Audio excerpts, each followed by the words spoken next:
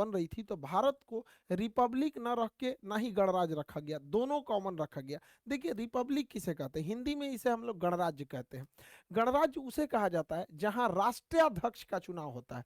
देखिए राष्ट्रपति हमारे देश के प्रमुख है, शासन के प्रमुख नहीं है। तो जहां कहीं पे राष्ट्राध्यक्ष का चुनाव होता है उसे हम लोग कहते हैं गणराज्य कहेंगे। तो हमारा देश जो है, हमारे राष्ट्राध्यक्ष राष्ट्रपति हैं और उनका चुनाव भी होता है, तो उस हिसाब से हम रिपब्लिक भी आ जाते हैं, गणराज्य आते हैं। लेकिन डेमोक्रेसी किसे कहते हैं? तो डेमोक्रेसी जो होता है जिसमें शासनाध्यक्ष का चुनाव होता है।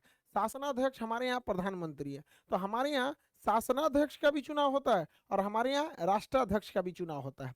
तो इस हिसाब से हम लोग हो गए डेमोक्रेटिव रिपब्लिक, मतलब हमारे यहाँ डेमोक्रेसी भी है और रिपब्लिक भी है, यानी लोकतंत्रात्मक गणराज्य है। गणराज्य इसलिए क्योंकि राष्ट्राध्यक्ष के रूप में बैठे राष्ट्रपति का चुनाव हो रहा है, और लोकतंत्र इसलिए क्योंकि शासनाध्यक्ष के रूप में बैठे प्रधानमंत्री का चुनाव हो रहा है। तो हम लोग लोकतंत्रात्मक गणराज्य अर्थात डेमोक्रेटिव रिपब्लिक है। ये हमारी प्रस्तावना में भी मिलता है।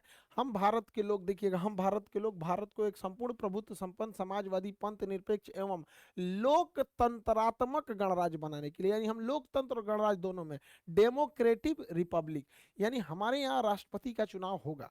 अब ये राष्ट्रपति का चुनाव में कौन उम्मीदवार खड़ा होगा इसका डिसाइड करना जरूरी है। तो संसद के 3 अंग होते हैं, लोकसभा, राज्यसभा और राष्ट्रपति। राष्ट्रपति संसद का एक अंग है। तो कहेगा संसद के सदन कितने होते हैं, तो 2 सदन, लोकसभा और राज्यसभा।